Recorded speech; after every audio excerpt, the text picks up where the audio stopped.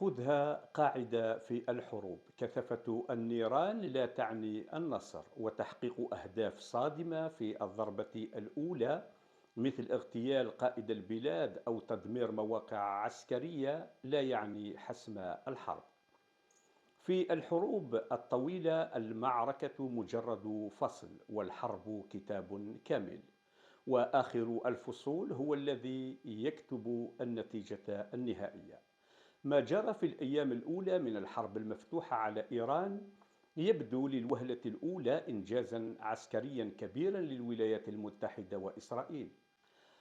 الضربة الأولى كانت قاسية وصادمة: اغتيال المرشد الأعلى علي خامنئي وعدد من القيادات الأمنية الرفيعة شكل زلزالا سياسيا داخل إيران، لكن الصدمة لم تتحول إلى انهيار. بعد ساعات فقط بدأت مؤسسات الدولة الإيرانية تستعيد توازنها. القيادة العسكرية أعادت تنظيم الصفوف، والآلة الصاروخية بدأت الرد وفق ما تقول طهران إنه خطة دفاعية وهجومية مدروسة. خلال 6 أيام شن التحالف الأمريكي الإسرائيلي هجمات مكثفة حوالي 2000 موقع في 172 مدينة إيرانية تعرضت لضربات جوية وصاروخية. القيادة الأمريكية تقول إنها دمرت 54% من القدرات الصاروخية الإيرانية، كما أعلنت إغراق 30 سفينة حربية، وتؤكد أيضا أنها ألحقت ضررا كبيرا بالبرنامج النووي الإيراني. لكن الرواية الإيرانية مختلفة تماما. طهران تقول إن العديد من الضربات أصابت مجمعات سكنية ومرافق مدنية، وتشير إلى خروج 3 مستشفيات عن الخدمة بعد استهدافها. كما تؤكد أن الرد الإيراني لم يتوقف منذ اللحظة الأولى. في 6 أيام أطلقت منصات الصواريخ الإيرانية 19 موجة هجومية استهدفت مواقع حيوية داخل إسرائيل، بينها مراكز عسكرية وقواعد استراتيجية. كما أصابت صواريخ إيرانية قواعد أمريكية في الخليج بشكل مباشر.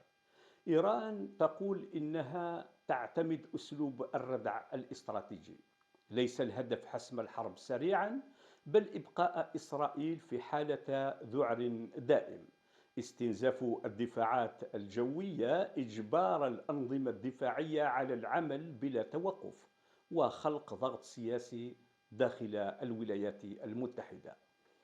وهنا تبدأ معركة أخرى، معركة الروايات. إيران تقول أن الجيش الأمريكي خسر نحو 500 جندي في المواجهات، لكن واشنطن اعترفت بمقتل 3 فقط حتى الآن. بين الروايتين تبقى الحقيقة الكاملة ضائعة وسط ضباب الحرب. المؤكد هو أن الأسبوع الأول من الحرب استهلك كميات هائلة من الذخيرة الأمريكية: صواريخ بعيدة المدى، عمليات جوية متواصلة، وتكلفة مالية تتصاعد بسرعة. لكن الهدف المركزي للحرب لم يتحقق. الهدف كان واضحا منذ البداية: إسقاط النظام الإيراني.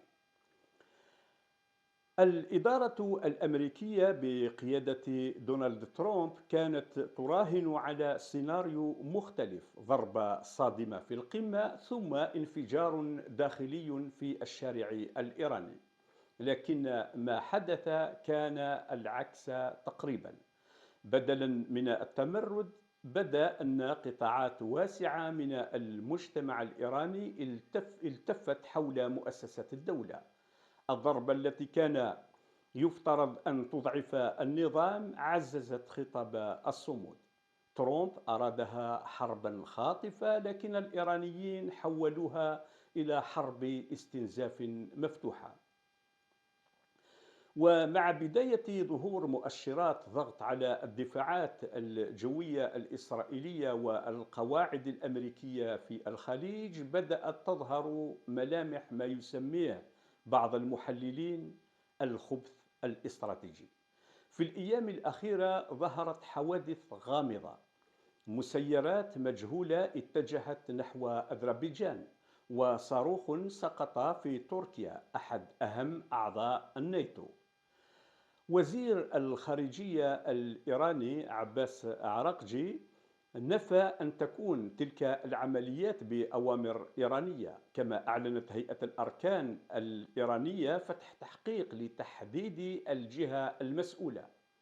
طهران تتهم إسرائيل بمحاولة جر دول الجوار إلى الحرب وتوسيع رقعة الصراع لجر الناتو إلى المواجهة. في الوقت نفسه تتصاعد الانتقادات داخل الولايات المتحدة الأمريكية. استطلاعات الرأي تشير إلى أن أكثر من نصف الأمريكيين لا يؤيدون دخول الحرب. السبب بسيط: كل الخبراء العسكريين تقريبا يتفقون على نقطة واحدة: إسقاط النظام الإيراني من الجو فقط شبه مستحيل.